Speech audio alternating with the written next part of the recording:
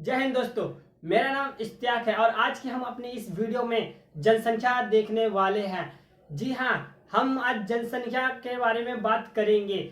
ये वीडियो लाने का सबसे बड़ा मकसद इसलिए है क्योंकि जो संयुक्त राष्ट्र है उन्होंने 15 नवंबर 2022 को विश्व की जो जनसंख्या है वो 8 अरब हो चुकी है। जी हाँ, जहां 2011 के जनगणना के मुताबिक विश्व की जो जनसंख्या थी वो 7 अरब थी, वहीं 15 नवंबर 2022 को जो विश्व की जनसंख्या है वो 8 अरब हो चुकी है। आज के हम इस वीडियो में विस्तार से जानेंगे कि ईयर वाइज ईयर कब कितने अरब की ये करोड़ या अरब की जनसंख्या रही है। तो आइए आज की वीडियो स्टार्ट करते हैं।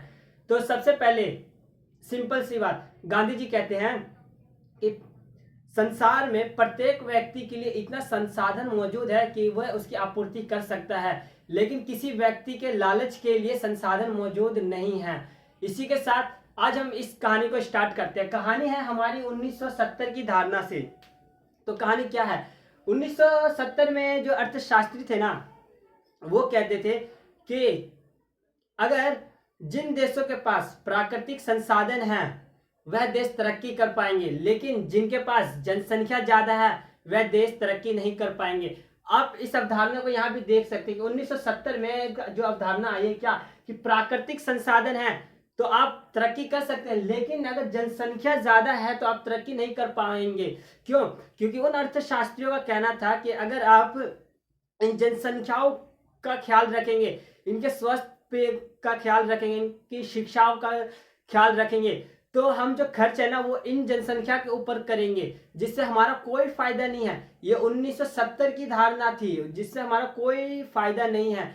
लेकिन वहीं इनकी एक बात ये कही जाती है कि जो देश प्राकृतिक संसाधन से सीमित इस प्राकृतिक संसाधन है वह देश तरक्की कर सकता है, लेकिन जिनके पास जनसंख्या ज्यादा है वह देश तरक्की नहीं कर पाता है, कर सकता है।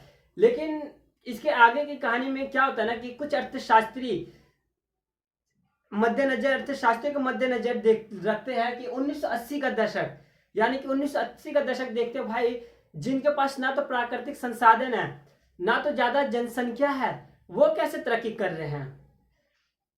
जो 1980 वाले अर्थशास्त्री थे वो तो कह रहे हैं कि भाई हमारे पास तो प्राकृतिक संसाधन भी नहीं है, हमारे पास तो जनसंख्या भी बहुत सीमित है, फिर भी हम तरक्की कर रहे हैं।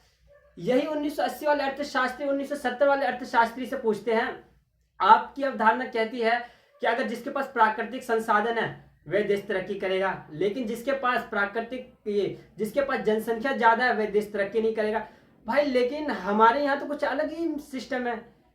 तो 1970 वाले अर्थशास्त्री पूछते हैं इनसे कि क्या बताओ कि भाई हमारे पास प्राकृतिक संसाधन भी नहीं है, जनसंख्या भी है कम है, फिर भी हम तरक्की कर रहे हैं। क्यों? क्योंकि अब 1980 के दशक में जापान, दक्षिण कोरिया, सिंगापुर और यूरोप जैसे इत्यादि देश ऐसे होते हैं जिनके पास प्राकृतिक संसाधन कम होते हुए भी, जनसंख्या कम होते हुए भी वो काफी तरक्की से उछाल करते हैं।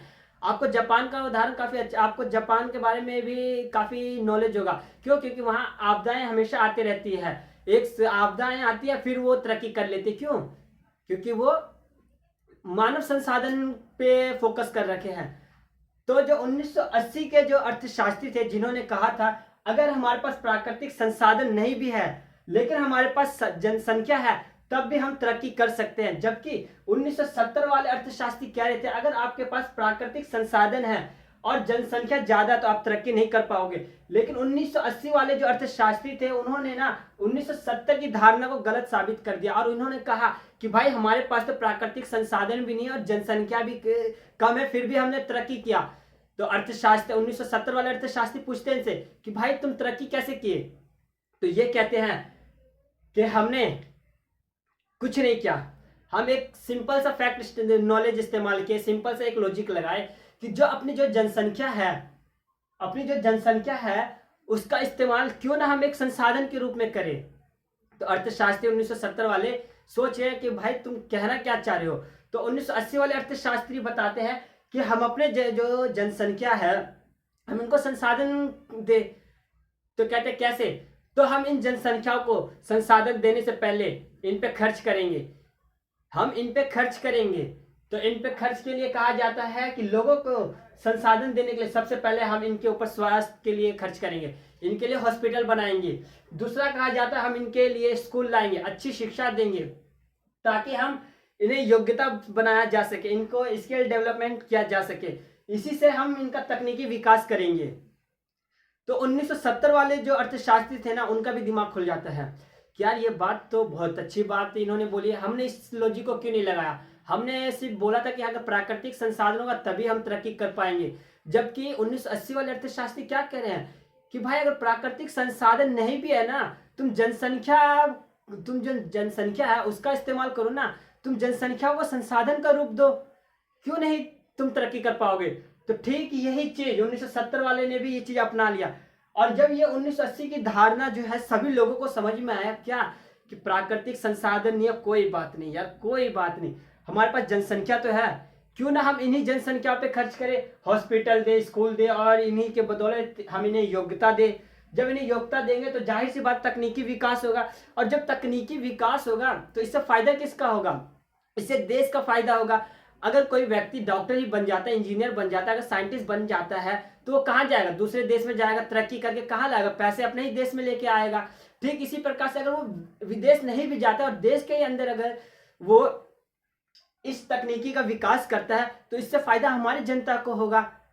तो ये जो अवधारणा थी ना, ये पूरे संसार में गूंज उठी और यह साबित हो गई कि 1970 वाली जो धारणा थी वो गलत है, लेकिन 1980 वाली धारणा सही है। इसी को मद्देनजर रखते हुए भारत भी यही सोचता है कि यार एक बात समझ में नहीं आया कि वो कहते हैं कि उनके पास अगर जिसके पास प्राकृतिक संसाधन है वो तरक्की करेंगे, लेकिन एक तरफ कहते हैं कि हमारे पास जिनके पास जनसंख्या वो भी तरक्की करेंगे। तो अपने पास तो दोनों है, नीति आयोग कहती है ये बात, भारत के पास तो दोनों है, जनसंख्या भी है, प्राकृतिक संसाधन भी है, क्यों ना हम इन लोग दोनों को एक साथ कर दे, क्यों ना हम इन्हें मिला दे। तो ठीक नीति आयोग ने यही चीज किया कि नीति आयोग ने क्या किया, जनसंख्या को, प्राकृतिक संसाधन तो है, प्राकृतिक संसाधन वो एक अलग तरफ है, लेकिन प्राकृतिक संसाधन का इस्तेमाल करने के लिए हमने जनसंख्या को संसाधन का रूप दे दिया। अब इनको भी बिल्कुल ठीक जो जापान, दक्षिण कोरिया, सिंगापुर में हमने धारणा देखी थी, ठीक इसी प्रकार से हमने इस चीज को अपनाया। जो अपने यहाँ की जनसंख्या भारत की, इस जनसंख्या को क्या स्वास्थ्य दे दिया, हमने शिक्षा दे दिया, हमने तकनीकी विकास दे दिया। इन तकनीकी विकास देने से हमने क्या किया, इनको संसाधन में तब्दील कर दिया, जनसंख्या को संसाधन में तब्दील कर दिया। जब हमने जनसंख्या को संसाधन में तब्दील कर दिया तो इससे किसका फायदा हुआ, इससे देश के साथ साथ उस व्यक्ति का भी फायदा हुआ जो स्वस्थ है, जो शिक्षित है, जो योग्यता रखता है। वो भी तो शायद हो सके वो साइंटिस्ट ही बन जाए, हो सके वो डॉक्टर बन जाए, हो सके वो अच्छा टीचर बन जाए, या किसी भी ग्राउंड में अच्छे फील्ड में चले जाए। इसीलिए तो भारत में कौशल योजना लाई गई थी, यानी कि कौशलों का विकास करने की बात कही गई थी। इसी के साथ कहा गया कि जो संसाधन में जो हमने मनुष्य तब्दील किया था, उसी मनुष्य को हमने क्या कहा, मानव पूंजी निर्माण, यानी कि मनुष्य को हमने एक मानव पूंजी के रूप में तब्दील कर दिया। लेकिन एक फैक्ट ये आता है कि मानव पूंजी निर्माण, जो मानव पूंजी है वो क्या है, लेकिन मानव पूंजी जो निर्माण है अगर उसका इस्तेमाल अगर जाए देखे तो मानव मनुष्य जो है ना वो खेतों पे भी काम कर सकता है, भौतिक कार्यों पे भी कार्य कर सकता है। भौतिक कार्य का मतलब मशीनों पर भी कार्य कर सकता है। तो इसीलिए अगर मानव पूंजी की बात करें तो मानव पूंजी जो है ना भूमि और भौतिक पूंजी से श्रेष्ठ है। इस अवधारणा को देखते हुए पूरे संसार में यही चीज को अपनाया जाने लगा। जिनके पास संसाधन है, प्राकृतिक संसाधन है, उन्होंने प्राकृतिक का भी इस्तेमाल किया, जिनके पास जनसंख्या उन्होंने जनसंख्या का भी इस्तेमाल किया। ठीक इसी प्रकार भारत ने दोनों चीजों का इस्तेमाल किया, प्राकृतिक का भी इस्तेमाल किया और जनसंख्या का भी इस्तेमाल किया, ताकि भारत का ग्रोथ रेट काफी अच्छे से विकास कर सके। तो ये खैर एक हमारी छोटी सी बात थी जनसंख्या के ऊपर कि कैसे हमने 1970 की धारणा देखी थी कि जिनके पास प्राकृतिक संसाधन है वही तरक्की करेंगे, जिनके पास जनसंख्या वो तरक्की नहीं करेंगे। लेकिन 1980 के दशक में तो जापान, दक्षिण कोरिया, सिंगापुर इत्यादि जो देश है ये तरक्की कर गए, इनके पास तो प्राकृतिक संसाधन नहीं था, फिर भी इन्होंने जनसंख्या से तरक्की कर लिया। इन्होंने जनसंख्या के ऊपर क्या स्वास्थ्य, शिक्षा, योग्यता दिया, जिससे तकनीकी विकास हुआ। इसी अवधारणा को भारत ने भी अपना, नीति आयोग ने भी इसी अवधारणा को अपनाया। जो भारत के अर्थशास्त्री थे उन्होंने भी कहा कि क्यों ना हम जनसंख्या को संसाधन के रूप में तब्दील कर दे, और यही मानव पूंजी जो निर्माण होगा, यही मानव पूंजी का निर्माण जो भौतिक और भूमि पर कार्य करेंगे। जाहिर सी बात है, इसी चीज को देखते हुए संसार अब वर्तमान में भी मानव संसाधन के ऊपर विकास कर रहा है, जिसे मानव पूंजी निर्माण कहते हैं। खैर, ये बात एक अलग फैक्ट थी। अब बात करते हैं हम वर्तमान की। तो कहानी क्या है? तो कहानी जो है ना, यूनाइटेड यानी कि संयुक्त राष्ट्र ने ना एक रिपोर्ट प्रस्तुत की थी 14 नवंबर 2022 को, कि उन्होंने कहा था कि 15 नवंबर 2022 को जो विश्व की जो जनसंख्या है ना, वो 8 अरब होने वाली है। जी हाँ, वो 8 अरब होने वाली है। अब हम कुछ आंकड़ों पे बात कर लेते हैं। तो अगर हम अरबों में बात करें, यानी कि यूनाइटेड नेशन की जो विस्फोट की, यूनाइटेड नेशन जनसंख्या विस्फोट की बात करते हैं हम, वो 8 अरब की बात ये अरबों में अब देखते हैं। तो 1950 में जो था ना, वो पूरे विश्व की जो जनसंख्या थी ना, वो मात्र 3 अरब थी। लेकिन धीरे धीरे 1975 में कितने 4 अरब हो जाती है। वही जनसंख्या 1987 में विश्व की 5 अरब, जबकि 1999 में 6 अरब चलती है। फिर हम 2011 की जनगणना के अनुसार कहते हैं कि जो विश्व की जनसंख्या है वो 7 अरब रहती है। लेकिन ये देखने वाली बात है, 2022 यानी कि कल 15 नवंबर को जो विश्व की जो जनसंख्या 8 अरब हो चुकी है। अब आप कहोगे कि हम कैसे माने? मैंने कहा मुझ पे यकीन मत करो, आप यूएनए की रिपोर्ट देखो, आप इस पे जाके सर्च करिए, आपको खुद ही वर्तमान के डिटेल मिल जाएंगे कि पूरे विश्व की जो जनसंख्या वो 8 अरब हो चुकी है। लेकिन एक अनुमान ये लगाया जा रहा है संयुक्त राष्ट्र के हिसाब तरफ से कि 2037 में जो पूरे विश्व की जो जनसंख्या है ना, वो 9 अरब होने की संभावना है, जबकि 2058 तक 10 अरब होने की संभावना है। इसी के साथ भारत 2023 में विश्व का जनसंख्या पे नंबर 1 आ जाएगा, यानी कि चीन के बाद चीन जो अभी वर्तमान में जनसंख्या में सबसे ऊपर है, वही 2023 में भारत सबसे नंबर 1 पे आ जाएगा। तो यानी कि अगर हम बात करें 8 अरब, आखिर ये 8 अरब की बात करते हैं, 2022 में 8 अरब हो चुका है। अगर हम एशिया में बात करें तो पूरे विश्व की जो जनसंख्या एशिया में ये 59.9% एशिया में रहती है विश्व की जनसंख्या, जिसके अंदर से आप चीन देख सकते हैं करोड़ों में, 143 करोड़ चीन में रहते हैं, भारत में 142 करोड़ रहते हैं। यही अगले साल 2023 में ये ऊपर स्थान ले लेगा और चीन इसके नीचे आ जाएगा। जबकि इंडोनेशिया की बात करें तो 28 करोड़ और पाकिस्तान में 24 करोड़ रहते हैं। और संयुक्त अरब अमेरिका की बात करें तो यहाँ 34 अरब रहते हैं, जो कि ये अलग महाद्वीप है। जबकि चीन, भारत, इंडोनेशिया और पाकिस्तान एक अलग महाद्वीप है। ये एशिया महाद्वीप में 59.9% की जनसंख्या रहती है। अब हम एक छोटा सा फैक्ट देखें तो 14 तारीख 11वां महीना 2022 को इकाई, दहाई, सैकड़ा, हजार, 10,000, लाख, 10 लाख, करोड़, 10 करोड़, अरब, यानी कि 7 अरब देख सकते हैं। और जबकि मैं अभी जो वीडियो बना रहा हूँ 16 तारीख को, इकाई, दहाई, सैकड़ा, हजार, 10,000, लाख, 10 लाख, करोड़, 10 करोड़, अरब, यानी कि अभी 8 अरब पे हो चुके। कहाँ ये 7 अरब था, कहाँ ये 8 अरब हो चुकी है। इसकी जानकारी आपको इस रिपोर्ट पे मिल जाएगा वर्ल्डोमीटर पे, ठीक है। अगर हम बात करें बुजुर्गों की, जाहिर सी बात है जनसंख्या का विस्तार हो रहा है, बच्चे का जन्म हो रहा है, यही बच्चे अडल्ट बन रहे हैं, यही अडल्ट अब जो हैं, जो जवान है, वो धीरे धीरे बुजुर्ग भी बनेंगे। तो जाहिर सी बात है फिर ये बुजुर्गों का क्या करना भाई। जवान तो काम आ रहे हैं संसाधन के रूप में, लेकिन बुजुर्गों का क्या करना। तो अर्थशास्त्रियों का कहना है कि हम इन बुजुर्गों को अनुभव के रूप में देखेंगे। ये बुजुर्ग जो है अनुभवी बुजुर्ग हैं, यानी कि ये ऐसे वैसे बुजुर्ग नहीं है, ये अनुभवी बुजुर्ग है। इन्हें पता है कि संसाधन का इस्तेमाल कैसे करना है, किस खेती के लिए कैसे उर्वरकों का इस्तेमाल करना है, किस मशीन के लिए कौन सी तकनीक का इस्तेमाल करना है, किस व्यक्ति को किस कैटेगरी के लिए क्या करना है, ये इन्हें अच्छे से अनुभव है इन बुजुर्गों को।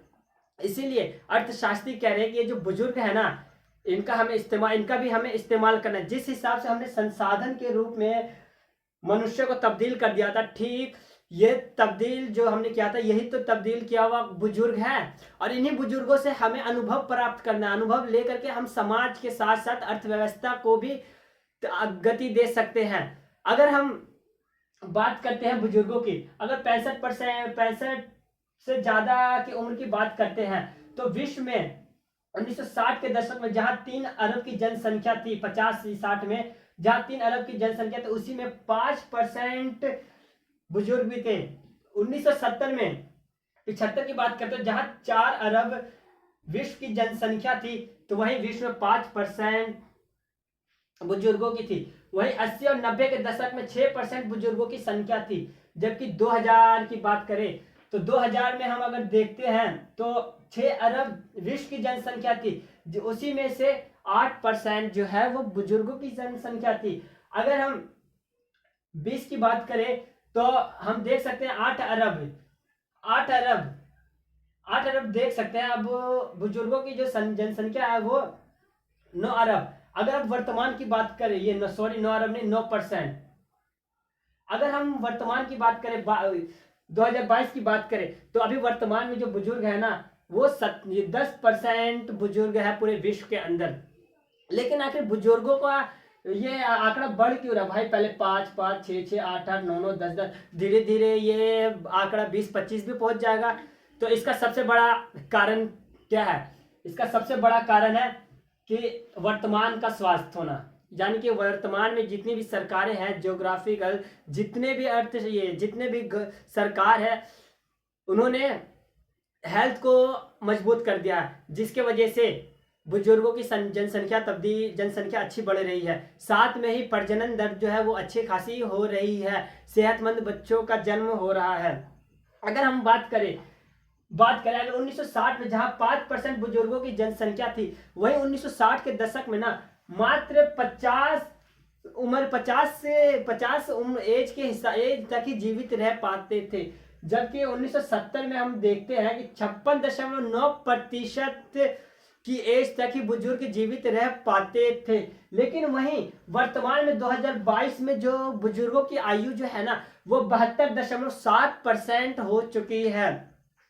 इसका कारण क्या है? इसका वही कारण है कि अब आधुनिक युग में टेक्नोलॉजी के विकास के साथ साथ हमने हेल्थ पे भी काफी पुरजोर सुधार किया है, जिससे हमें इनके सुधारों से इनकी उम्र को बढ़ा पाए हैं। अगर हम हेल्थ पे खर्च ना करते तो हम शायद इन बुजुर्गों को नहीं बचा पाते। अगर हम भारत में बुजुर्गों की बात करें तो 2011 के अनुसार 8.4% बुजुर्ग है भारत में। 2021 के अंदर 10.1% बुजुर्ग है, जबकि 2036 में 14.9% बुजुर्गों होने का अनुमान है।